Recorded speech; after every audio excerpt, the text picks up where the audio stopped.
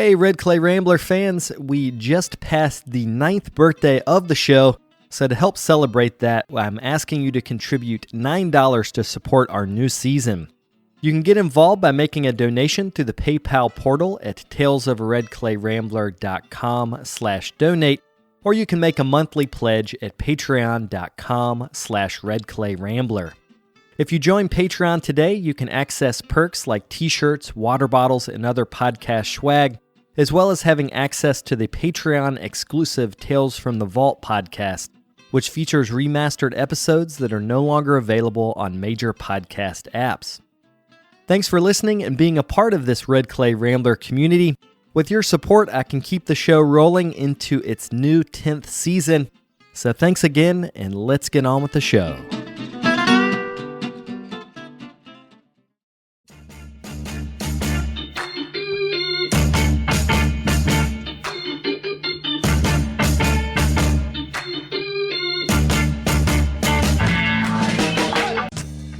Welcome to the Tales of a Red Clay Rambler podcast, featuring interviews with culture makers from around the world. This is Ben Carter. I'm going to be your host. If you'd like more information on the show, please visit our website, talesofaredclayrambler.com.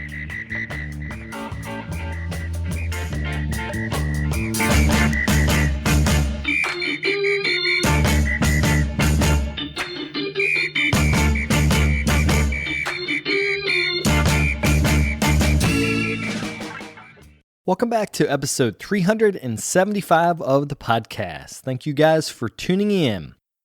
This is the second installment of Canada Week, and today we have an interview with Magdolene Dykstra. She is a sculptor that uses raw clay and builds a shifting biosphere of cells that morph to fill the environments they inhabit. The work highlights both the macro and micro effects of overpopulation and centers around the question of what is the role of the individual within the horde. In this interview, we talk about building large-scale sculptures using press-molded parts, as well as how she uses ceramic pigments and works on paper. Magdalene just finished a residency at Concordia University and is now based in St. Catharines, Ontario. If you guys would like to see examples of her work, you can go to magdalendykstra.com. This interview is a part of the larger Canada Week broadcast, which is highlighting Canadian makers and is leading up to this year's Ceramic Congress. That is happening this week, May the 27th through the 31st, and I'll be interviewing Greg Pace and Katrina Chater on the main stage on Thursday the 27th at 7 p.m. If you'd like to join us for that, there will be a live Q&A, and you can find out more information by visiting the Ceramic School website and search the Ceramics Congress. Without further ado, we'll get to the interview.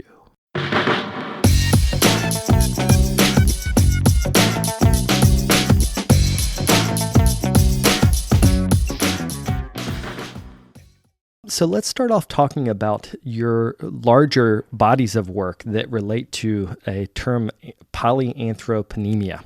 So can you explain what that term is and then how that concept comes into the work? So Polyanthropanemia was a coined term by environmentalist James Lovelock. Basically what the term refers to is poly references many, anthropo refers to human, and nemia is a suffix used on a number of diseases. So this term that he originated stands for the many humans disease. So in Lovelock's writing, he posits the theory that the earth is a living system. It's not just inert matter that we can take and use however we want to. And because it's a living system, any system can be overwhelmed. And that's where polyanthroponemia comes in. It suggests the overwhelming drain that the quantity of our species has become. So that term I've used to refer to two specific installations. One was my graduate thesis exhibition at VCU. And then I was able to revisit it at the Gardner Museum in Toronto, which was so exciting. So the way that installation sort of became a visual representation of the idea, Polyanthropanemia, was I started thinking about the Earth as a living system fighting back against an infection. And how could the Earth, how would it look if the Earth started fighting back specifically in the gallery space? So the first iteration was at the Anderson Gallery in Richmond, Virginia, for my thesis exhibition. And then the second iteration was at the Gardner Museum. And in both situations, I pre-made modules that,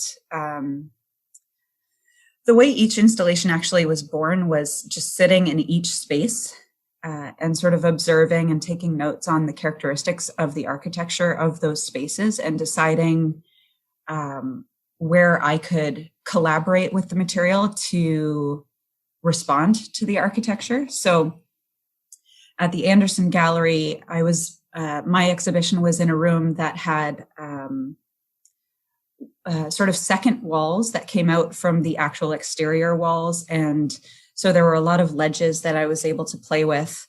There was a really serendipitous hole in the wall from the previous exhibition that hadn't been patched. So I was able to use that. There were vents in the space that I was able to use. And then in the Gardner Museum, being a very different space, there weren't those vents or anything like that. It was a much cleaner space, which actually provided, I think, more potent contrast, actually. But at the Gardner Museum, when I went to visit the site, there were a couple of options that the curator, Sequoia Miller, opened up to me. And so I was considering the sites that he was offering within the gallery. And there was this wall, it was the south wall, and it was a false wall. It wasn't actually the perimeter of the gallery. So there was a gap underneath the wall, and there was a gap between the drop ceiling and this false wall. And it was just the perfect opportunity to sort of suggest something coming from an unknown space. I mean, we can all sort of guess what's behind that drop ceiling. We can guess what structures are between the drop ceiling and the wall and underneath the bottom ledge of that false wall. But I found that those boundaries were full of potential for imagining unknown things pushing out. And we should describe for the listener that this is raw clay that's built around, I believe, is it chicken wire that you build around? Or what's the structure? Yeah, I use wood and chicken wire armatures to help to build out the volume without continuing to build up the mass and the weight of the work. And that's part of what allows the work to actually stay up on the walls. And then I use a series of press molds to shape the unfired clay into an aesthetic of cellular accumulation. So when you look at my work, you see hundreds of thousands of individual cells, essentially little balls of clay. And some of them have distinguishing features, such as suggestions of a nuclei that are inscribed on the clay. There are different sizes that are sort of piling on top of each other. And so that's what actually forms the visual of the work. And so what the viewer is doing is they're experiencing this with many senses at the same time, whether they know it or not, because clay has a smell. We all kind of know and love that smell because we spend time in the studio. But I would imagine when you're walking into a museum, the viewer might not realize, but once they smell it, it defines the area in a different way than a fired object. So can you talk about how you think about engaging the senses with this work beyond just the visual? An important thing for me is thinking about scale, actually, and evoking a bodily response in the viewer. So, for example, specifically with Polyanthropanemia, as it was seen at the Gardner Museum, it engaged the viewer's body in the sense that as you walked into the space, you might encounter a small sort of module of this cellular growth, but then the viewer's gaze is drawn up and in to the gallery, and they're walking through the work. And that's something I really love to activate as much as possible. The idea that a viewer can't just look at one image and see the work and that is it, but their whole body has to move through the work to be able to fully engage with the detail and scale of the work. I think there's a subtle politic, I think, to the installation format in terms of stating that things aren't as simple as being able to take a quick look at something and you know it, right? There's something to asking the viewer to actually commit some energy to walking and journeying through the work, moving closer and moving away, to actually more carefully get to know the work. And I think there's something there that's important practice for us as we continue to get to know all the things we don't know. And I think it's a great emotional tie for the viewer too, because when you realize there's more to what you're initially seeing, you can either be pleased, which is often what artists are. We walk into a space and we're like, oh, cool, let's look around. Or you can be disturbed, because with this visual experience of a microbiome or a something that appears to be growing along a surface, you could almost have that feeling like, oh, I'm in a house that has mold. Like, where's the mold? Like you're looking around like, uh-oh.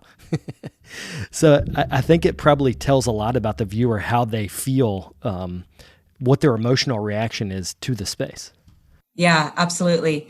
I've been thinking on and off about one particular reaction that I had the opportunity to hear from a viewer. So that show at the Gardner Museum opened the week before everything shut down. So I think that was March 5th or 6th, 2020. And so we were able to have an opening. We were able to have a couple of events. Like I was able to do a bit of a tour with a community of viewers. And after that tour, that walking tour of the work, there was this one person who we were standing there in front of the work talking a little bit, and then she got quiet and said, there's such a feeling of, there's a visceral feeling, and she specifically mentioned the word miscarriage. And I've been thinking about that ever since, because that she wasn't saying it as a negative. She was really appreciating the work, but that bodily experience of grief and loss was such a powerful reference for her to have made. And I was blown away by that reference. I was very much, it's weird to say that I was pleased by that reference, because that's a terrible experience that, too many women experience. But she spoke about it in a loving way, in a weird way. This being that was loved has now been lost and expelled. And so I think that aspect of it is what really moved me about her comment.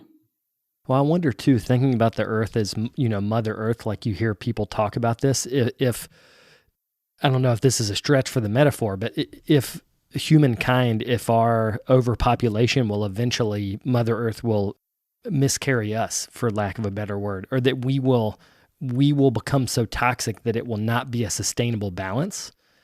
There's been some other works where you talk about balance in the title of the work.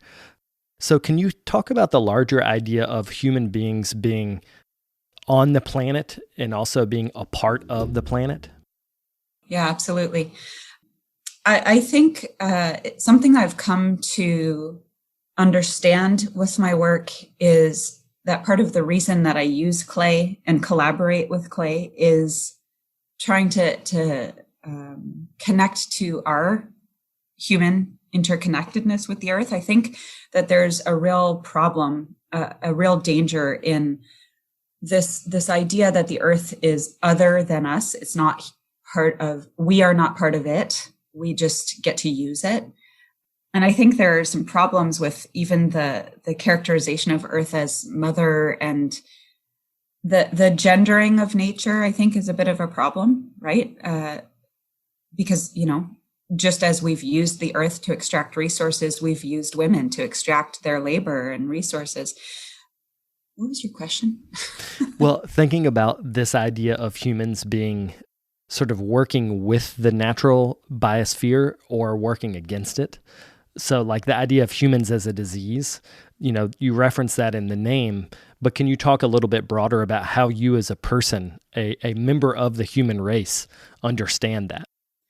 We are a tricky species. We are so beautiful as a collective, but we're also so toxic. I think there's beauty in the collection of our species, but the way we continue to take from the earth and take from each other is where we become a disease, is where we become destructive. And I've been thinking a little bit more about Lovelock's theory, the term Polyanthropanemia, and the idea that there's just too many of us. And I started looking into issues of race as it relates to environmentalism as well. And Lovelock's theory, Lovelock's term Polyanthropanemia, can actually be spun in a really negative way. When you talk about there's just too many humans, it's not a far step then to say, well, we'll just pick a type of human and eliminate them. And humans have a long history of doing that, eliminating inconvenient or unwanted others, right? So what I've been thinking about more is not so much the quantity of humans, but the resources, the distribution of resources. So some of us take more resources than others, right? It's not just a numbers game in terms of nearly 8 billion individuals on the planet. It's how are each of those individuals using resources? And in my wall sculpture called I Am Part of the Load, Not Rightly Balanced, I'm part of the global north. I live in Canada as a settler on what were Indigenous lands taken from those peoples. And I'm part of a community, I'm part of a nation that has taken a tremendous amount from the earth and from other people. I don't know what to do with that. So part of my making is trying to not understand, but sort of meditate on my complicity in this problem. Like, I can't speak as though I'm not part of Polyanthropanemia. I can't speak as though I'm not part of, as that other title suggested. I can't say I'm not part of the load not rightly balanced. I'm part of the problem. That's more present in the way I'm thinking about my work these days. Do you have any solutions, not in your art life, but in your practical everyday life, to live a life that is environmentally balanced? Because you're living in a city, which, cities in terms of efficiency, I've heard environmentalists say are actually better because you can heat and cool larger buildings depending on the building. It's all architecturally related, but it can be efficient to live in a city. But the harsh reality is often cities are more polluted because there's mismanagement. It's about that. So can you talk about sort of a practical environmentalism as you live it? Yeah, it's hard because as I was listening to your question and sort of figuring out where you were going with it, my mind jumped through so many different steps and in thinking about what do I do, and then simultaneously the other part of my brain identifying, but that's so small, that's not worth talking about. But then, that first part of my brain identifying that no, even small moves matter, right? So, you asked, what do I do as practically living a more environmentally responsible sort of life? And some of the small moves that my husband and I do is we're very careful about where we buy our meat.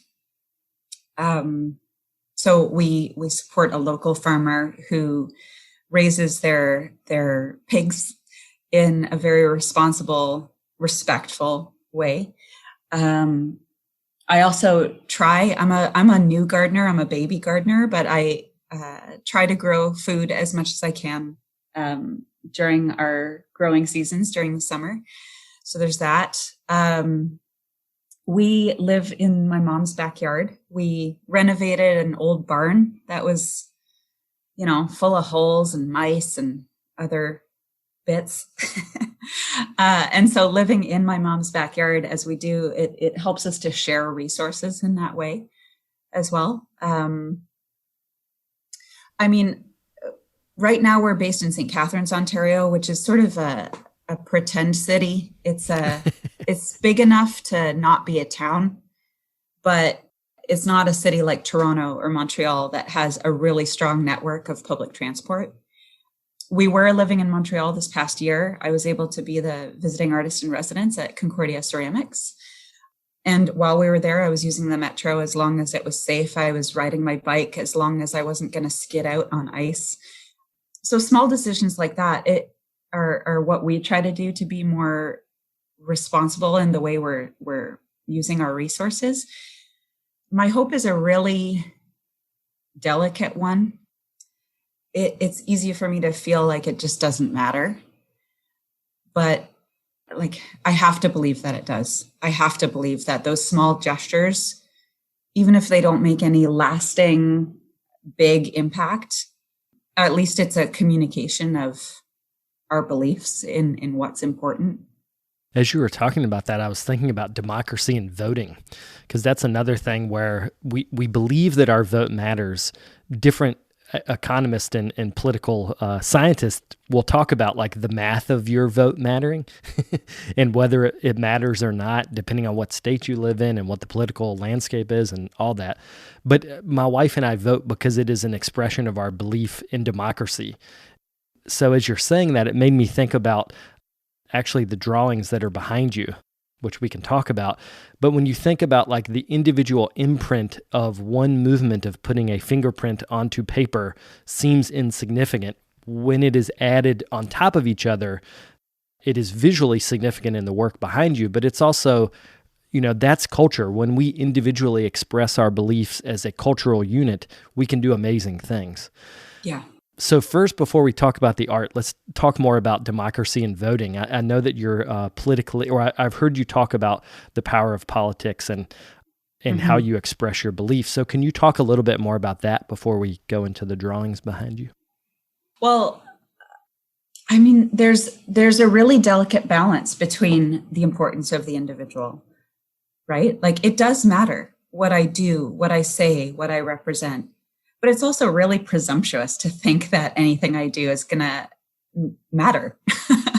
So, that really is the operative question in my work is, what is my role? That is my question in my work. What is my role as an individual who has ego and ideas about mattering? But the reality is, I'm one in so many billion. And that's just the people who are currently alive. But it does matter, that one individual, that one cell is connected to so many other cells who are then connected to so many other cells. And, it's that ripple effect that we know so well, right? I just had an interesting correspondence with one of the members of the artist group I started here in Niagara. And we are in the process of renaming ourselves to make it more explicit that we are not just supporting women artists, but we are supporting women and non-binary creatives.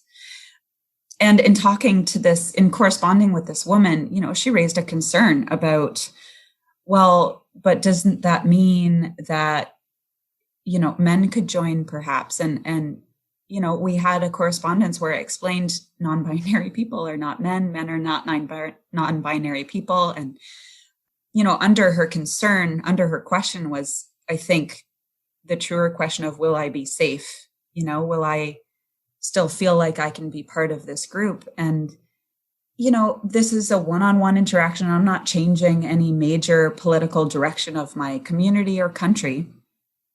But by interacting with this person, she was able to sort of look a little bit differently at this question she had. Will I be safe in this group? And so, yeah, it's a question I don't have an answer for. I've said my hope is a very fragile one. I hope that what I do can matter. I hope that I can make a difference. I doubt it intensely. But the only thing that keeps me getting out of bed in the morning is this tiny, tiny seedling of a hope that I can make some positive impact, at least in my very immediate community. Well, it's interesting. You were talking about this. The woman was interested in safety in the group. Like, am I safe? And I think feeling safe and feeling heard are very related things. Yeah. Can you talk about your experience moving through the art world, when both in academia and in the gallery world, when you feel the most heard and listened to through your act of making? Because I've heard you say that you're thinking through making. So the extension of that is that you're being heard through putting your work out there, because your thoughts and your making are being visible to the public. But can you talk about when you feel like you're the most heard in the art community and when you're not heard, or you feel like you're the connection's not being made, people aren't listening to what you're saying?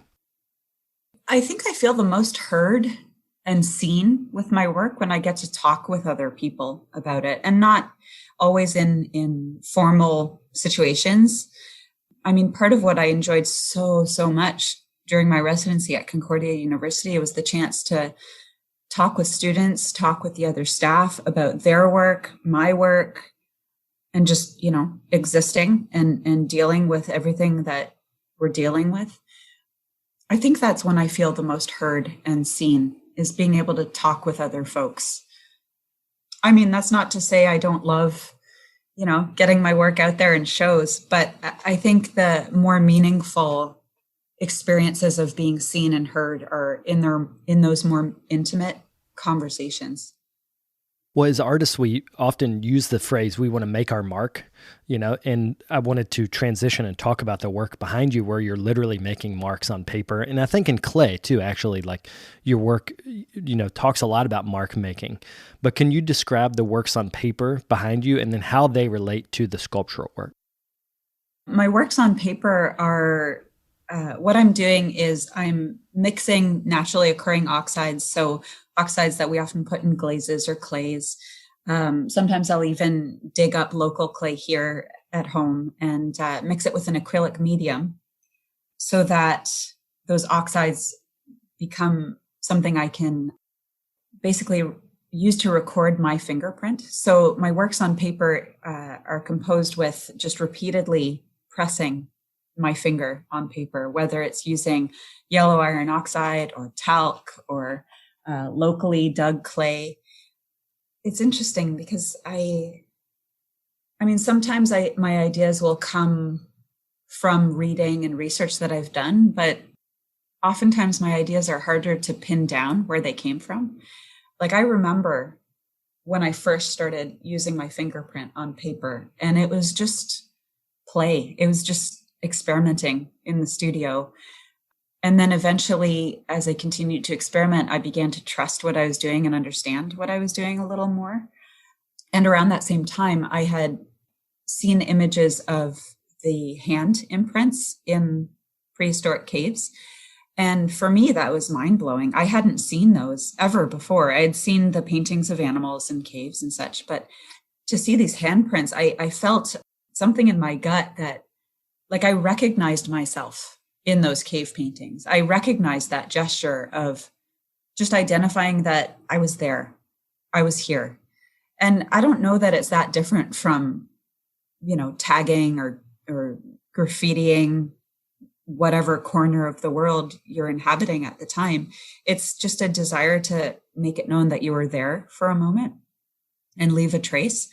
So I was thinking about that, but I've also really loved the color field genre, specifically the poster boy, Mark Rothko. But I was also reading about Alma Thomas at the time, and then that extended to looking into Sam Gilliam's color field works. And Alma Thomas was really important for me in terms of reading about the pressures she was facing. Being a Black woman in the mid 20th century, there was pressure on her to make work that would help push forward the cause of Black Americans. And there was pressure put on her to make political work, and she just wasn't having it. And she's become a permission giver for me to make work that isn't overtly political, but is subtly actually quite political. I mean, it goes back to that sort of balance of, it's incredibly presumptuous of me to think that my fingerprint deserves to take up space. You know, my mom immigrated from Egypt in, I think it was the 1970s. And she benefited from the civil rights movement in terms of Canada finally opening up their immigration policy to people who weren't from countries that would look the right way. Like, Canada finally started agreeing that they wouldn't just take immigrants who would maintain white Canadian image, right? And my mom works her tail off, so that I don't have to argue for the validity of my mark being seen. So yeah, it's presumptuous, but at the same time, it's absolutely true. Of course, my mark deserves to be seen. Well, I love the idea that it goes from being a question, does my mark be able to be seen, to a statement. And there's something empowerment about that, you know, like you're making your mark and you're, you know, putting it on the wall, which I feel, I know this is antithetical to clay artists that make objects, but I feel like the wall is still the sacred space in the fine art world. You know, like serious artists make wall work. So when you're making that mark and you're putting it on paper and it lives in the gallery in that way, you're claiming space, which I feel like that is an important thing for young artists to realize. Is you mentioned someone else was a permission giver. Young artists have to claim their space. No one's going to tap you on the shoulder and say, now you're ready. It's more like internally you develop a sense of, now I am ready. I'm going to do it. You know, whatever it is, whether it's the next show, the next job, whatever it is. Yeah, absolutely. And it's still terrifying. You know, like I'm embarking on this sort of new but simultaneously old idea. Basically, I'm revisiting an idea. It's very scary to embark on new work, to actually commit in real terms that involves using materials, using time, and actually committing to saying, yeah, this idea is worth my time, it's worth my materials, it's worth being seen. But you have to, we just have to make that leap, right? You can't just think. So many people can think the art, right? Like, I have all these dreams of the masterpieces I will make, but it doesn't matter if I don't actually put the time in and the material, right? Yeah, the willingness to commit to an idea is, I think, for artists, often the hard thing. Like, I think we come up with a lot of ideas. Mm-hmm. Like, if you look through the sketchbooks of the artists I've interviewed in this last month, you'll find a lifetime of ideas. It's the action of putting them into form that's a different thing. Yeah. I had a question about framing. Both in the sculptural work, you've made some sculptures. I think it was the title that talked about being in balance. Mm-hmm. I'm forgetting that title, but I am part of the load not rightly balanced. Yes. And those are rectangular forms, and then the drawings behind you are rectangular forms. But then there are some times in which you're working in a way, you're still using the same principles of abstraction, but there is no boundary. So I'm thinking about the work you did that's outside work. It was at Watershed, where you're taking raw clay and you're actually making a line that goes into a forest. So the frame in that way, it doesn't exist in a frame. So can you talk about how you think about frames and not frames when you're making work? Something that is really important to me is the idea of the work breaking frames and pushing past boundaries that are just respected. So for example, with the installation at the Gardner Museum, there were very subtle moments where, the frame for that work was that one wall, that 16 by 35 foot wall. But the installation didn't respect those boundaries. It jumped to a different corner. It actually left the gallery altogether. It pushed past the ceiling, which, art isn't supposed to do that. And I think with the site-specific installation out in the environment. So the piece at Watershed, the intervention at Watershed, I think it's sort of as though I'm drawing a boundary line through that forest, which is odd. But that boundary line isn't permanent. It becomes dissolved by the rain and the elements. And so I think even there, even though I'm actually drawing a line and sort of creating a boundary in that intervention, I think the fact that it's not a permanent line, and I think the fact that it's a very constructed boundary line, all points to the permeability of boundaries and the impermanence of boundaries. With the works on paper, I still have to figure that out because they are obedient within the frames. They're within the sheet of paper, which can then be within a frame, so that they're not transgressing boundaries so much. And so that's something I have to keep reflecting on. Something I love about Sam Gilliam's work is that with the very simple, subtle gesture of just taking canvases off the stretcher, he broke boundaries. So yeah, that's still something I have to think about with my works on paper and think about how they relate to that strategy. In your talk in Seeker, or maybe it was another talk, you referenced a Sam Gilliam quote. Mm-hmm. You talked about how abstract expressionism upheld the values of America. It was a movement of whiteness, maleness, and heterosexuality. And then you mentioned the Sam Gilliam quote that abstraction is as political as representation. And then you went on to talk about how it is an act of resistance to leave your mark. So can you talk about this idea of abstraction more broadly and how that can be a political action to make abstract work, to make that choice to do that in 2021? I think abstraction can be as political as representational work. I think intention is the key, right? Like, for example, I won't be able to pull up a specific reference, but I know that some of Sam Gilliam's paintings become political simply because of the title he puts on them, identifying a key date or something like that. I mean, there's such a push these days to make political work. And I mean, I think art at its best explores and comments on what's going on and imagines something better than what is going on. My issue, I'll say, with the push to make political work is if it's not done with nuance, it can easily become propaganda. And art is so much bigger than that. So I think abstraction certainly can be political. I think there are subtle decisions that can be made to push it in that direction.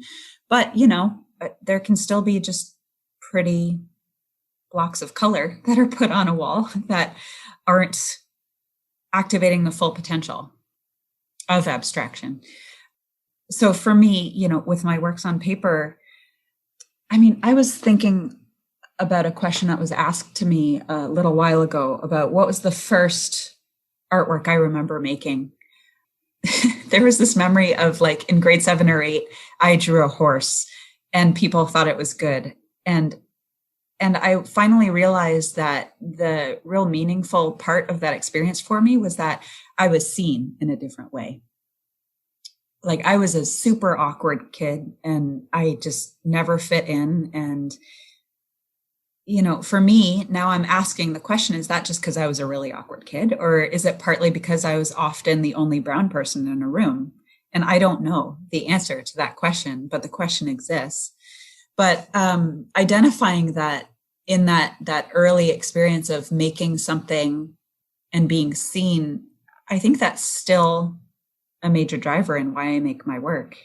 So, with my works on paper and also in my works in clay, demanding space to be seen, but not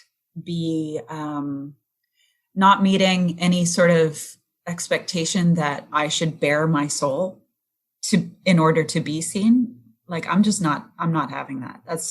You don't get to know all the deep, dark secrets about me in order for me to be seen. I get to be seen on my own terms, and that's it.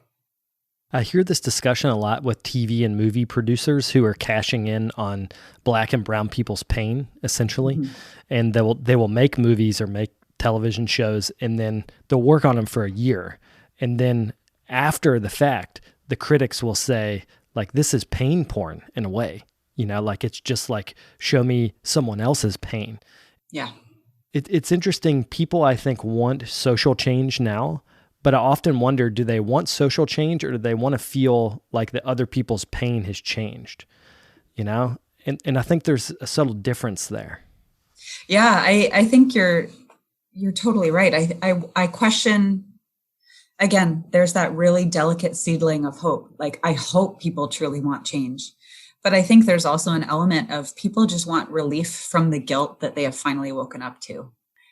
You know, I can't separate myself from that either. Like, on one hand, I'm a brown woman in Canada, and I have often, like I said, been the only brown person in a room, and that's changing in my town, which I'm really grateful for. Like, I see more than just me in the pub, which is really great.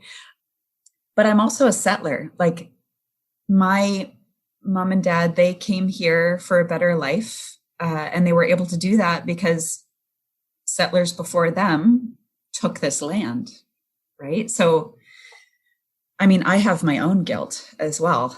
I think that can be useful, but I think it has to be, we have to look at what kind of change and who's driving the change. And why are we making the moves we're making? Is it really about assuaging our guilt, or do we actually care about making a better situation moving forward? I wanted to briefly go back to something you said about when you were a kid, you weren't sure if your awkwardness was you, or if it was because you were a brown girl in a otherwise white classroom or white community. Sometimes I think the expectation that we're taught psychologically as humans is that we should figure ourselves out in our teen years and be fully formed humans by the time we're 18 or 21, which is a completely arbitrary numerical deadline. I think what we should tell people is, like, you'll figure yourself out maybe in your 40s, and if by your 50s you have figured yourself out, that's great. And by the time you figure it out, it will change. Yeah. Because I hear artists talk about this a lot, and not artists of color, artists in general, is that feeling like I don't fit in, I don't understand myself. That, I think, is so much a part of the human condition. Yeah. So I just wonder about how we can reset expectations for younger artists who might be listening to this and feel that same way. Like, at what point in your career, chronologically, did you feel like you're starting to understand yourself and your work? I'll let you know when I get there. I mean, in terms of the artist journey, there's a pressure to, if not fully understand yourself, at least be able to craft a sort of set of labels, or, the artist statement that makes it look like you know what you're doing. Even though we're all still, like, I'm still shifting and growing, and I hope that keeps happening. Otherwise, I mean, that's just really dull. If I know who I am, I just keep being that. Like, I hope I keep shifting. And I think, for young artists who are trying to find their way in a situation, like, the art world rewards folks who identify a product that they can make, and then they keep making that thing. That they reward that consistency, or it rewards that consistency, I should say. The art world rewards that consistency, but I'm not interested in finding a product that I can make that will then, send me up the ladder. It's dull. I did that for a while, and it got really old, and then I went to grad school. I don't know what to say to young artists other than, like, it's so much more important to keep growing, keep shifting, keep expanding, rather than quickly identifying a line of work that you can make that can get seen, get sold. And I know that there are other issues, like, we all have to make a living, and I'm speaking from a place of privilege that I can say, I don't have to make work that needs to sell to make rent. I don't know. I think that's where a lot of the juice is. I think that's where a lot of the power is, where art doesn't have to serve the capitalist engine. And I think there are strategies that are there for folks to be able to make rent, but to not be forced to serve the capitalist engine. Like, I've benefited tremendously from the Canadian granting system. I keep a day job so that I can contribute to other people's lives, but also so that I can make work that is authentic to me in the way I'm growing and changing, and not work that will sell. Let's talk about the Canadian granting system, because Americans are going to hear this and be like, what? There's a Canadian granting system? I mean, actually, in the U.S. there is too. The accessibility is different. I'm really pleased with how many of my Canadian friends have actively applied for grants and have funded their work through grants. So can you talk about your experience both with regional grants and then maybe the larger Canadian system of granting for artists?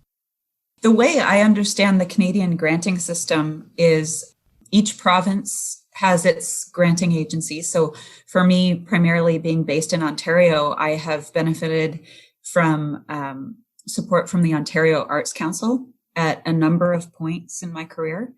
But there's also the federal level of granting. And I got my first Canada Council grant in 2020. And, being federal level, it was much scarier to apply for. I did not have my hopes up. But there are so many different opportunities within both the Ontario Arts Council and the Canada Council for the Arts, where you can apply for grants to travel with your work, grants to send your work and not yourself to shows. You can apply for research and creation grants, which are just like amazing gifts. I mean, to be able to, it's a bit of a trick, right? Like, you do have to be able to say to this granting agency, this is what I want to research and this is what I anticipate as the outcome. It's tricky to be able to put firm enough language on something that is quite fluid still, right? When you're developing new work. But it's a tremendous resource that has helped me to experiment. And I was even able to take a year away from teaching to be able to just play and work in the studio. And yeah, it's been a huge support. To wrap up the interview, can you talk about the group of women artists, women identifying artists, that you have been a part of that group, and just talk a little bit more about that? I think about a year ago, I was out of grad school and I was really missing the community of artists and being able to talk with other folks about making stuff and the struggles of making stuff and the questions that come up when you're making stuff. And I thought to myself, I can't be the only creative person in my town that feels this way. So it's no one's fault but my own if I feel like I don't have anyone to talk to about my work here in town. I mean, I have my friends that I keep in touch with from grad school, of course, but I wanted to expand the community I had here in St. Catharines, Ontario. And so I contacted a local artist center and I pitched this idea. I was talking to the assistant director and said, I really want to get some people together, get some women together and just talk about art and what we're working on. And with the support of the Niagara Artist Center, I started SWAG, which stands for Supporting Women Artists Group. We're in the process of finding a new name that is more an honest reflection of who we actually are, who the members are. So we are not just women artists. We include non-binary creatives as well. So we're in the process of rebranding, finding a new name. What we've done so far with this group is we've met on a monthly basis and members send me images of what they're working on. And we talk about the work that each of us is doing. And it's also expanded into a discussion group on Slack where people are asking questions and looking for resources like who's good for doing art taxes and what happens if my idea seems to have been sort of picked up and taken for a ride, and I wasn't given acknowledgement. There's a lot of support that's being offered from member to member. It's not a top-down sort of situation. Like, yeah, I started the group, but I'm really happy to see that our members are getting involved in each other's creative journeys and helping each other take the next step, whether it's offering a workshop, whether it's finding opportunities to show without me being involved. So that's been really exciting. I think I've met like 2 of them in person because of the pandemic, which is a real downer, but that'll come. And we have our inaugural show coming up at the Niagara Artist Center, opening May 29th. It'll be a virtual opening by necessity.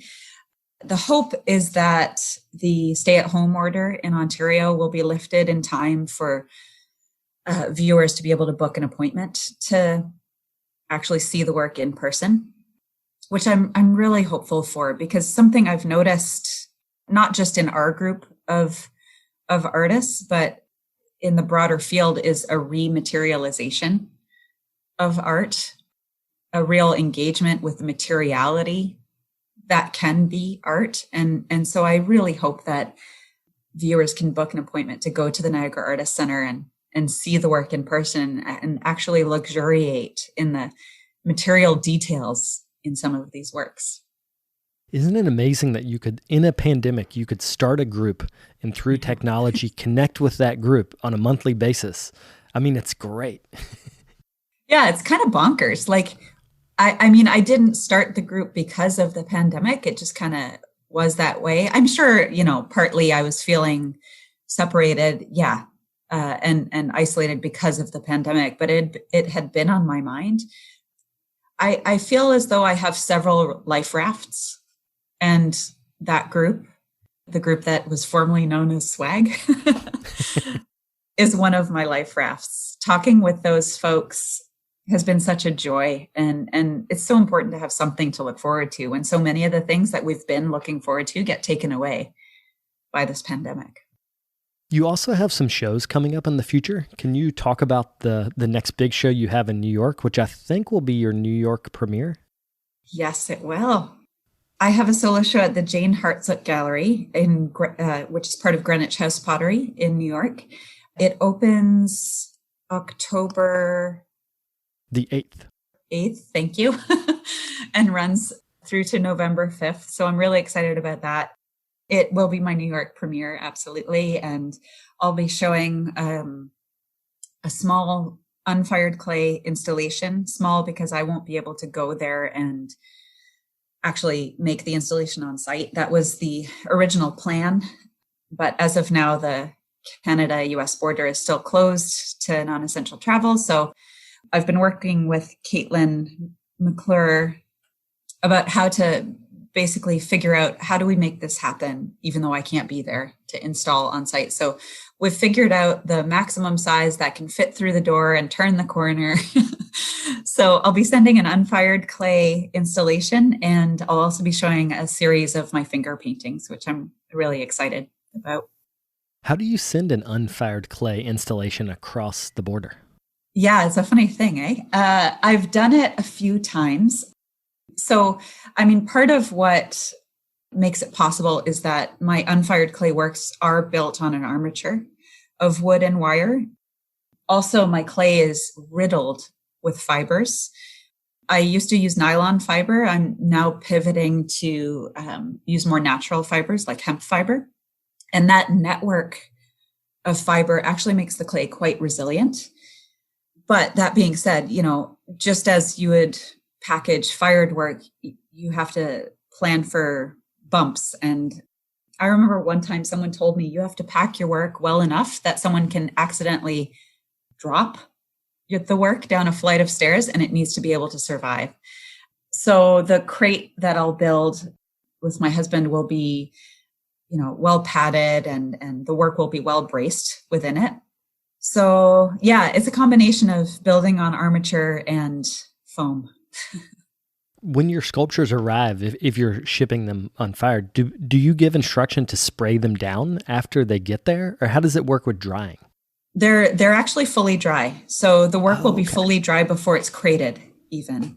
So the unfiredness, I mean, you can smell it, but it's also kind of just you don't actually see the unfiredness of the clay. Like, it is stable. It's not continuing to dry when I pre-make the work to ship. But it's an understood, I hope that it's an understood experience of ephemerality, that this work won't last forever. The clay I'll be using to make that installation for the show at the Jane Hartsook is clay that I've recycled since 2018 from my thesis show at VCU. That clay was part of Polyanthroponemia at the Gardner Museum. So the material, I like to think that it's holding the memories of all those forms it's taken. And so it's not just the work I will make for the show, it's all the work I've made with that clay. What a beautiful idea, too, that every time it shows up, it brings its history with it, which is what clay is. Like, it is bringing the Earth's history with us when we make things with it. Yeah, absolutely. To wrap up, can you leave your website as well as your social media so people could get in touch if they want to? Absolutely.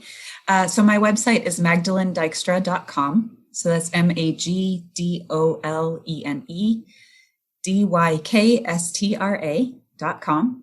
And my social media is mostly Instagram. So that's at Maggie Dykstra. That's MAGIDYKSTRA. I'm also facilitating a studio session with AB Projects. AB Projects is based out of LA, and I'll be working with Nicole Seisler, who runs AB, to facilitate online making sessions, basically studio sessions. So their website is a-bprojects.com. So that's something to check out as well. Well, thanks for doing this. I really appreciate it. Yeah, absolutely. Thank you so much, Ben.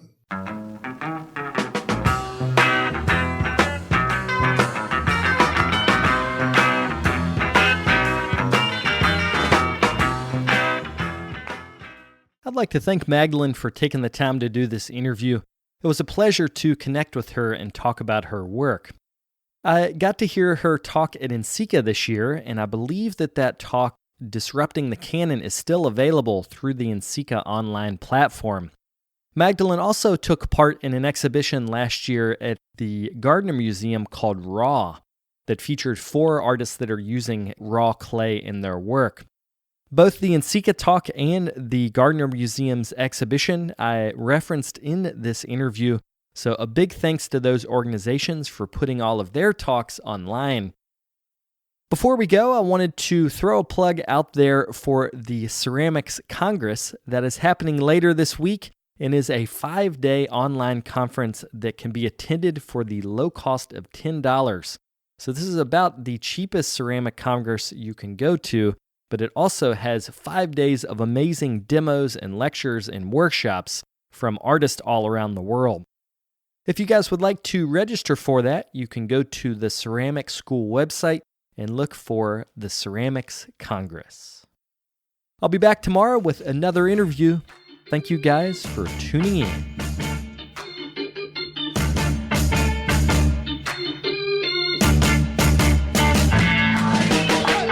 If you'd like more information on the artists on the show, or if you'd like more information about the workshops and events that I'll be having in the next couple months, you can follow me on Twitter, Instagram, and Facebook under Carter Pottery.